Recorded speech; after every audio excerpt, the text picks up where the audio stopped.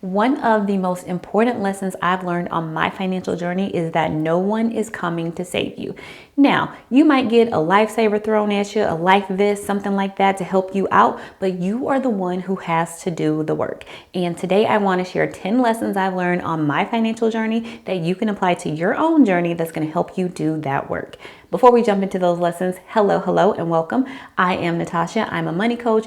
I help people to feel confident with money and to create systems that makes managing their money easy.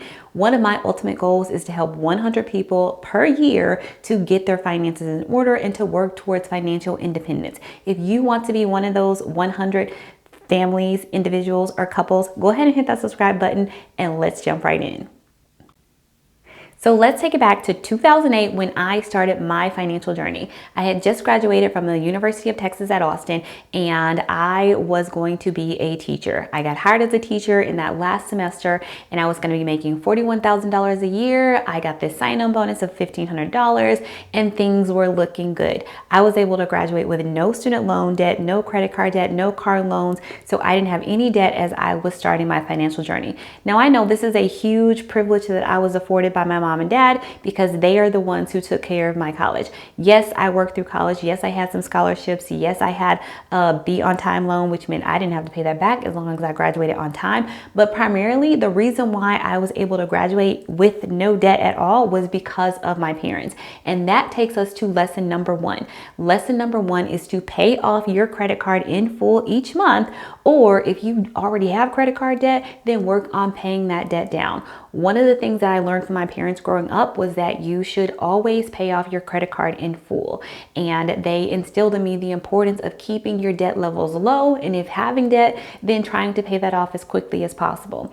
So that is lesson number one, is to pay off your credit card in full if you are using a credit card, or figure out a system, figure out a plan in order to pay down your credit cards. Now, when I was in college, I did have credit cards. My mom encouraged me to get a credit card when I was in college so that I could start building my credit. But I knew that every month when that credit card bill came, I was going to pay that off in full. So that's lesson number one. Let's move on to the spring of 2009. In the spring of 2009, I'm completing my first year of teaching, and the year has not gone exactly how I'd like it to go. I am not very happy in the school that I'm in. I'm not feeling like this is the right fit for me, and so I start looking for a new job. By the time I have to let my principal know if I'm going to re-sign my contract for the year, for the following year, I don't have a job yet. And so I have to make the decision. Do I resign without having a job, or do I just stick it out and then wait until next year where I can get another job before moving on? I decided that I was going to quit that job and I was going to resign even though I didn't have anything lined up. Now, there are a few reasons why I felt okay with doing that, and this takes us to lesson number two. Lesson number two is to have a plan and to strategize. So my plan was, if I don't get hired by the time school starts in August, then I'm going to substitute teach. I lived in an area where there were 3 different districts that I had access to get sub jobs. And that meant I could sub every single day if I wanted to. It may not have been in the same district, but it was close enough that I could get there and I can bring in income for that day. So that was the plan. Number one was to substitute while I continued to apply for new jobs. Number two, I looked for additional income outside of just substituting. So when I was substituting, one of the positions I took on was a tutoring role. That tutoring role paid $25 an hour. So 2 days out of the week, I would go and do my tutoring. And then the other 3 days out of the week, I would be subbing, or I would be looking for work, applying for jobs, taking interviews, so forth and so on. So I had this idea of utilizing subbing and additional income sources if needed in order to float myself financially. When I calculated my numbers, I knew that I was going to be able to maintain the money that I had built up in savings, and I'd be able to survive just off of the money that was incoming that could take care of my apartment rent at the time, my groceries, and all of that good stuff. So I didn't feel afraid to take that leap because I knew that I had a surefire way that I could get money in by the time the school year started. And I knew that my contract allowed me to be paid all the way through the summer. So that's what happened. I ended up substituting and tutoring for a couple of months until I finally got an interview for a second grade position in a new district. Once I got that second grade position, I had to do a teach off, meaning there was another teacher that they were trying to decide between me and that teacher. So they brought each of us in to do a lesson with this group of kids, and then they made their decision off of that. And that brings us to lesson number 3. Lesson number 3 is to add a little sparkle to your work. Now, this person that I was having a teach off with, she had already been substituting in this school for the school year. They knew her. They were acquainted with her already. They didn't know me. I'd never subbed in this school. I'd never met any of these people. So the first time they met me was when I did the interview. The second time they saw me was when I was in that classroom teaching those kids in my teach off lesson that I had to give. And whatever I did was enough that I was able to get hired for that position. And I like to think that I add a little bit of sparkle to my work. I added a little bit of sparkle. So think about how can you add sparkle to the work that you do. Now, I am not saying to do extra work. You should not be doing extra work, but just do something to help you shine in everything that you do. All right, let's keep it going with my financial journey. So from 2009 to 2013, then I was settled. I was in this position as a teacher in the same school district, and financially, I did start to earn a little bit less when I switched districts. I went down from $41,000 to $39,000. That wasn't a big deal to me because I knew it was going to go up over time. So at this time, I was teaching, and I knew that I needed to invest in my retirement. As a teacher, I had access to a 403b, but let me tell y'all, I was so scared to start investing. I didn't know what I was doing. I knew I needed to, but I had this fear around investing because I learned that fear from my parents as well. But I was scared to do it, but I knew I needed to do it. I ended up talking to another teacher, and they were like, this is the guy that I use. And so I reached out to their guy, and I started investing in my 403b through their guy. With this guy, he set me up with an annuity and with some additional investments into the stock market. Now, I didn't know at the time that an annuity was probably not necessarily what I needed in my life, but the most important thing when I look back at this time in my life is that I was investing in my future, which is rule number 4. Invest in your future. That could be into a retirement account. That could be into investing in your education, your skills, up-leveling yourself, but you need to be investing in your future. This also brings us to rule number 5, which is just start. I was so scared to start investing. I didn't know what I was doing, and I made a lot of mistakes. I may not have been in the right products. I may not have invested in the right things, but the most important thing I did was that I started. So by the time I learned what I should have been doing, I had something to start with. I had some investments already available where I could take that money and then I could just change the investments up. So I wasn't starting from zero years later when I finally got my stuff together, because I didn't have it fully together here. I was doing all right, but that is the thing that I want to harp on you, is to just start. Like, it doesn't matter if you get it right from the beginning, because you're probably not, but just start and invest in your future. All right, in this time from 2009 to 2013, I also decided to go back to graduate school. I was thinking about how can I increase my income over time. I don't want to be a teacher forever. I don't want to be at this same income level, adding a couple $100s every year rather, to my salary. I want to really make some bigger jumps in my income. So I decided to go back to graduate school, and I got my master's so that I had the option of being in leadership positions within the school. After I graduated with my master's in 2013, I ended up moving to a new position as an instructional coach in my district, which increased my income by 10%.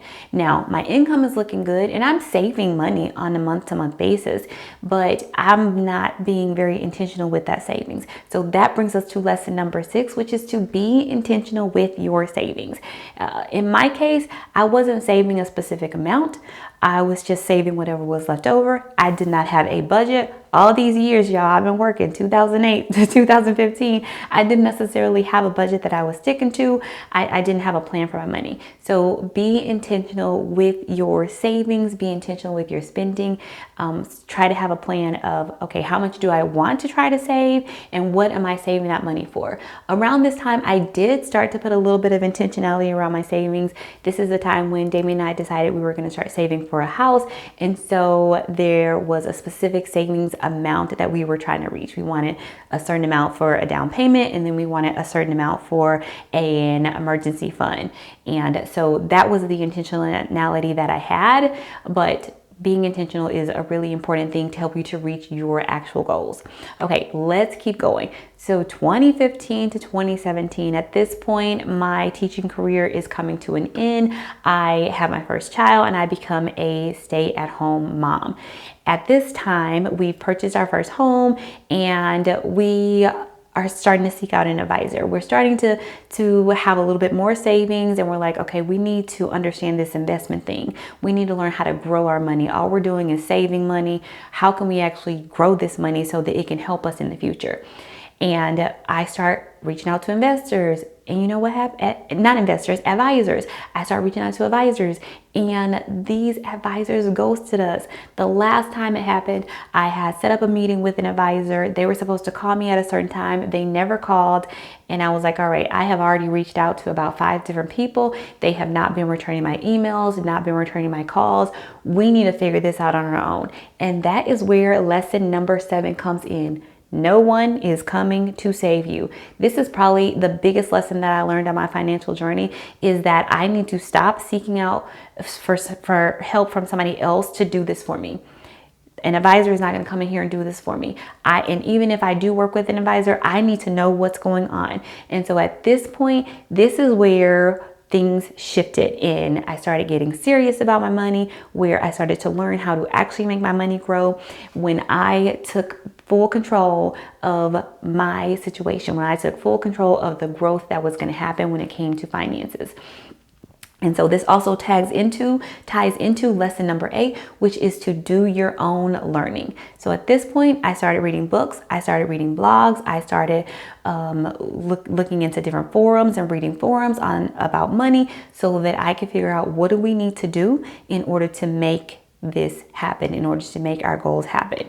So do your own research, understand that nobody's coming to save you. Yes, you may have someone who is going to help you. You can get a mentor, you can get a coach, but know that you still have to do the work. It still is your livelihood, and who's going to look out most for you? It's probably going to be you. It's probably not going to be someone else. All right, moving on to 2017 to 2021.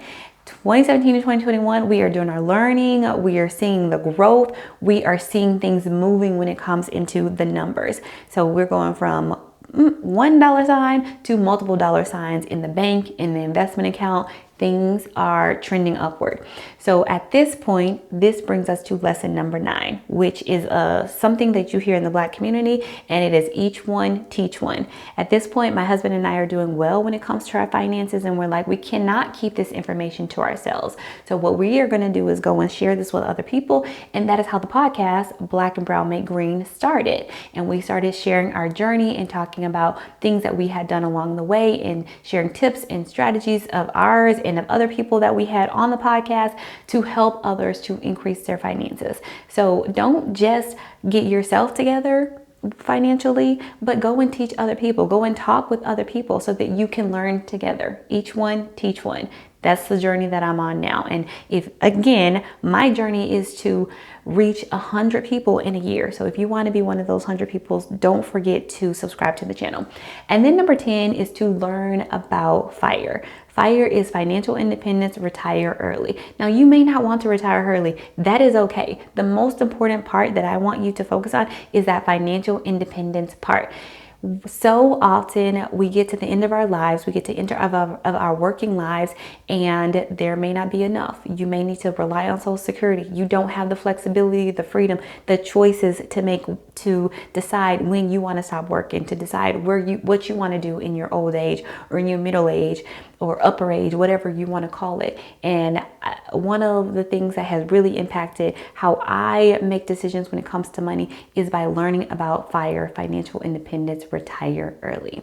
All right, so those are the 10 lessons that I have learned over my financial journey, things that you can do to start taking control of your money and to make things work for your favor. Now, if you enjoyed this video, I'm sure you're gonna really enjoy this other video of mine. Go check it out, and I cannot wait to see you in the next one.